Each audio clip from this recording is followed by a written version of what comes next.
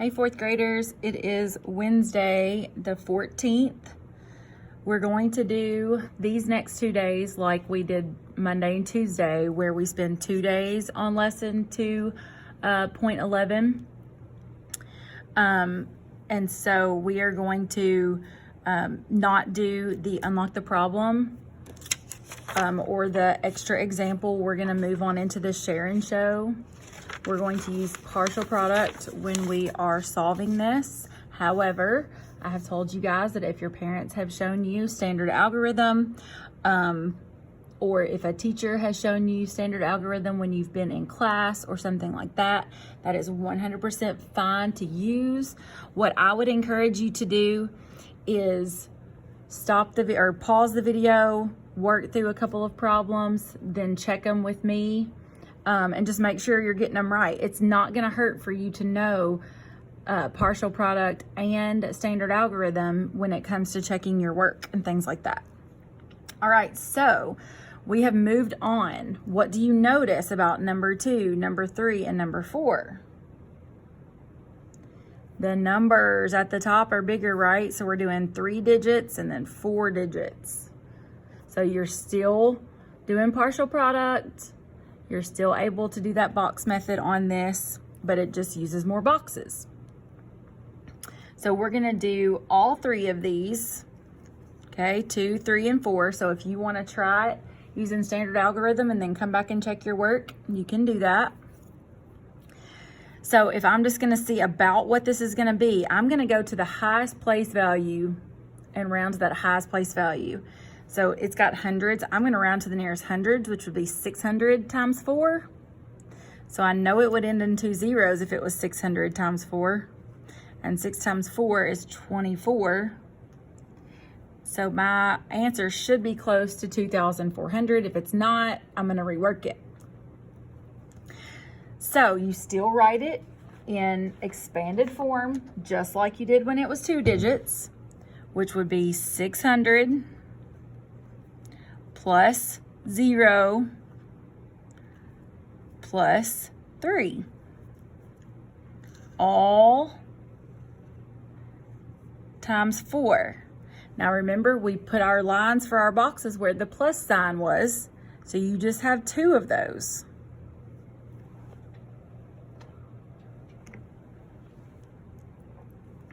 So we know that's going to have 2 zeros. And 6 times 4 is 24. We've already figured that out because of our estimate. And then 4 times 0 is 0. And 4 times 3 is 12. So I think you can combine those without writing them up and down. But if you need to write it up and down, you can. So our answer is 2,412. Don't forget your comma. Now, same with number 3. That is awfully close to 2,000. Awfully close to 2,000, sorry. So 2,000 times 7 is what? 14,000, right? It's 2 times 7 and then your 3 zeros. So if we don't get an answer that's close to 14,000, we probably need to rework it. So even though it's 4 digits, it just has a couple of extra steps, but the same way that you did the by 2 digits. So write that number in expanded form. So 1,000 plus 900 plus 30. Uh-oh, I'm going to run into my math talk. Plus 5.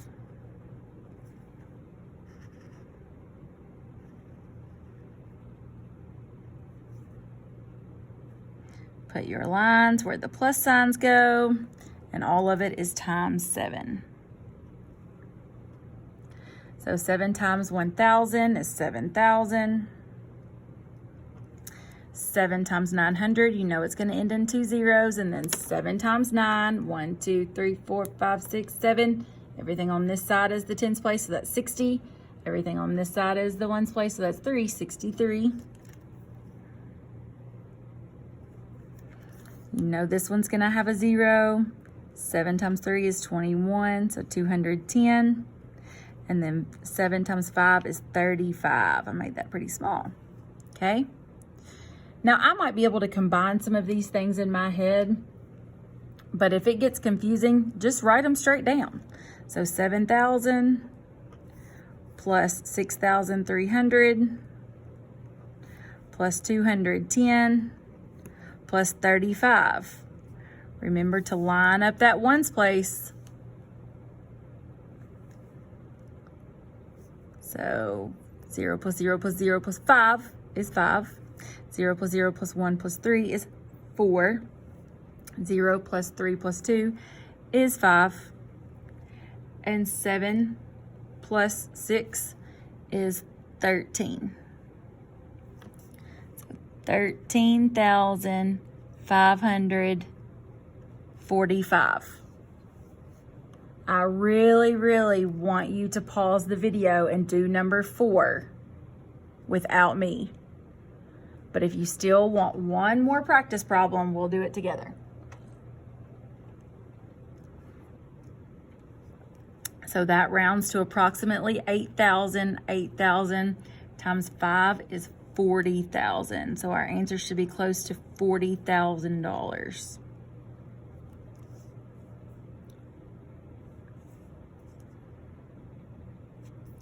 So we've got to write that out in expanded form. I want enough room.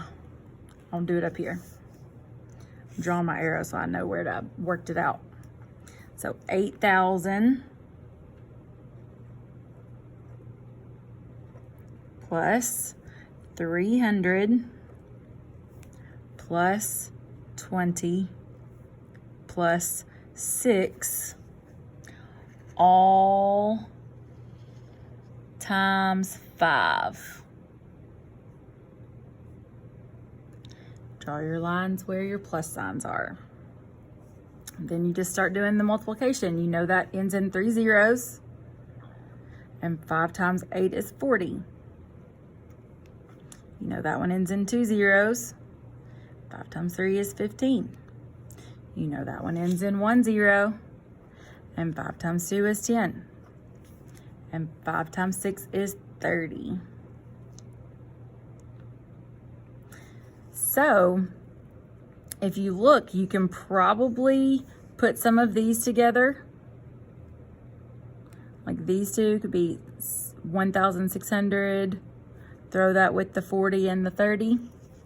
But if you have a hard time and it gets confusing, just line those up. I'm going to come down here. So 40,000 plus 1,500 plus 100 plus 30. Add those. 5 plus 1 is 6. That's 1. That's 4. So 41,630, and it had a dollar sign, so we're going to make sure that we get that labeled.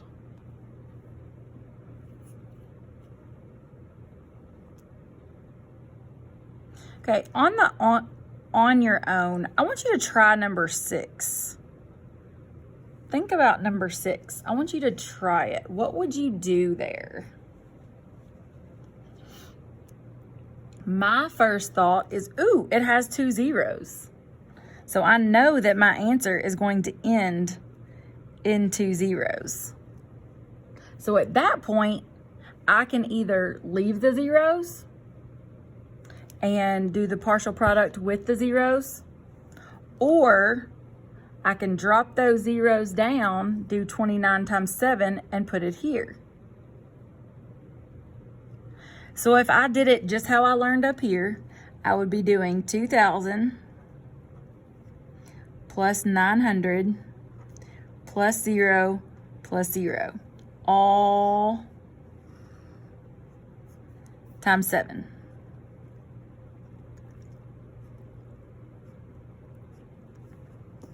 That ends in 3 zeros. And you're like, oh, that said 2. Oh, hold on. Just keep going. 7 times 2 is 14. That ends in 2 zeros. 7 times 9 we said was 63 up here. And then 0, 0. So 14,000 plus 6,300. 4 plus 6 is 10. 20,300. I'm not going to put that there yet because I want to look at something first. So we're like, oh, that have more zeros. So we said we could just do 29 times 7. So what if we just did 29 times 7? Could we still end up with that same number there? So that we drop that 0 down. 7 times 2 is 14. And then 7 times 2 is 14. 7 times 9 is 63. So if you just add 63 to this 140, 6 plus 4 is 10. Looky there. So regardless of how you solve that, whether you drop the zeros or you just don't want to get confused and do it like normal, you are still getting the same answer. Put your dollar sign in front.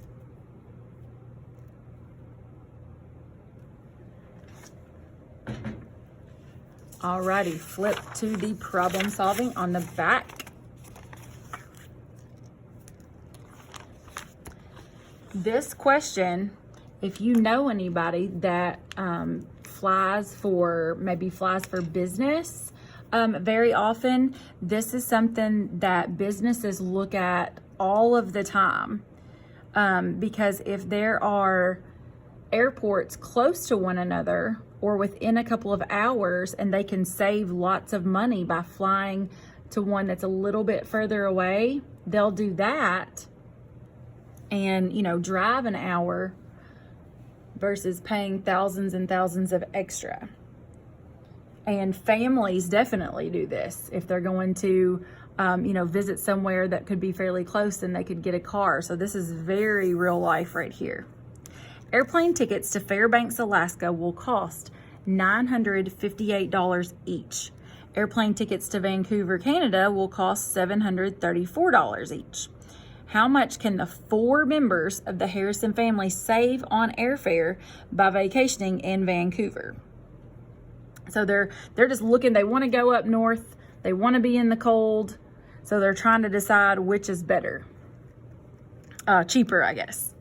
So we've got Fairbanks, which will cost $958 each, and Vancouver, which will cost $734 each.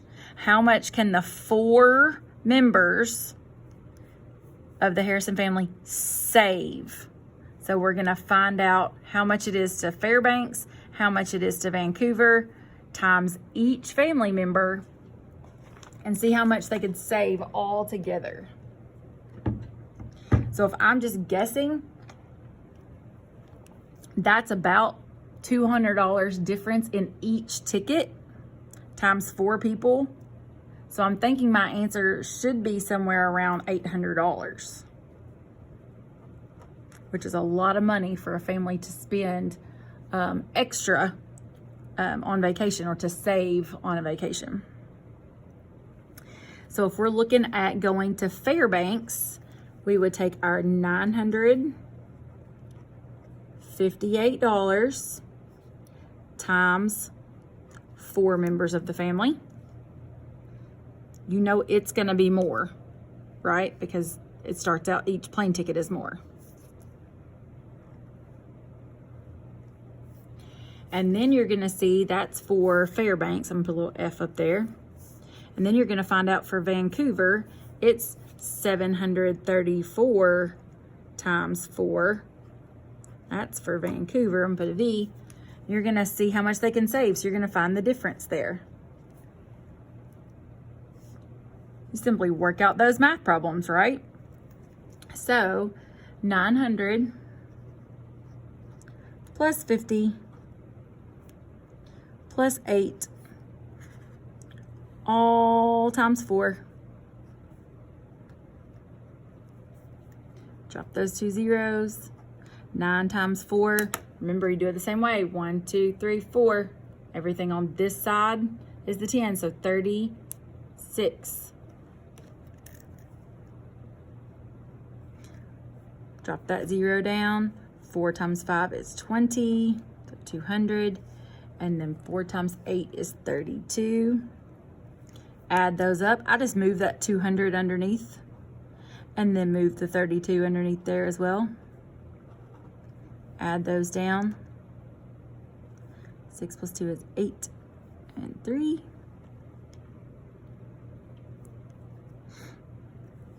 So for Fairbanks, it would cost $832 to fly there. Then let's figure out Vancouver. So 734. So 700 plus 30 plus 4, all times 4.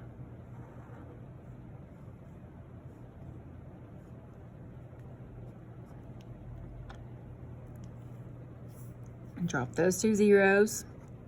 4 times 7 is 28. Drop this 0. 4 times 3 is 12, so 120. And 4 times 4 is 16.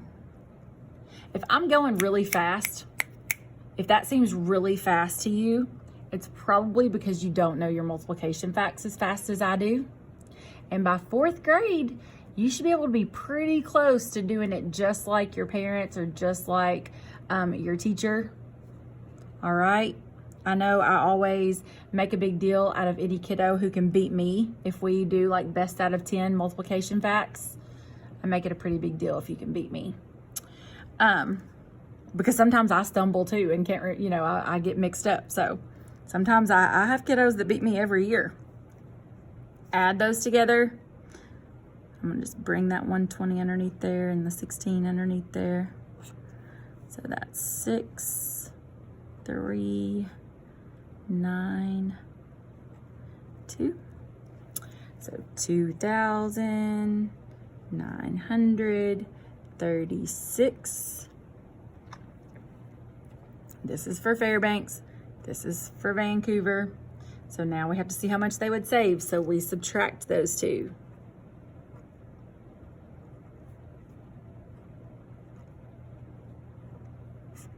Can't do 2 minus 6. Gotta go to the tens place. 12 minus 6 is 6. Can't do 2 minus 3, so you have to go over to the hundreds. Give that guy a 10. 12 minus 3 is 9. Can't do 7 minus 9. Gotta go to the thousands. Give that guy a 10. Or 1,000, sorry. So 17 minus 9 is 8. And then 2 minus 2 is 0. So 896 what? Dollars.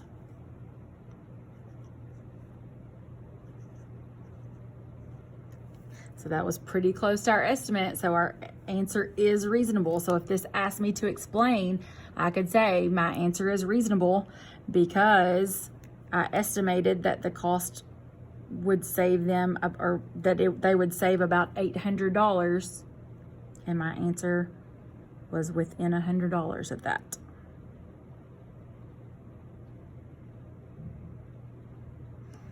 All right, last one for today. Look at number 16. Philadelphia, Pennsylvania is, oh, no, I'm kidding. We're gonna do that one tomorrow. You guys have a great day. Check out this math spot. If you will hold it in front of your camera, either on a phone or on a Chromebook, it always has a short little video and usually has something to do with one of these problems. Hint, hint, wink, wink.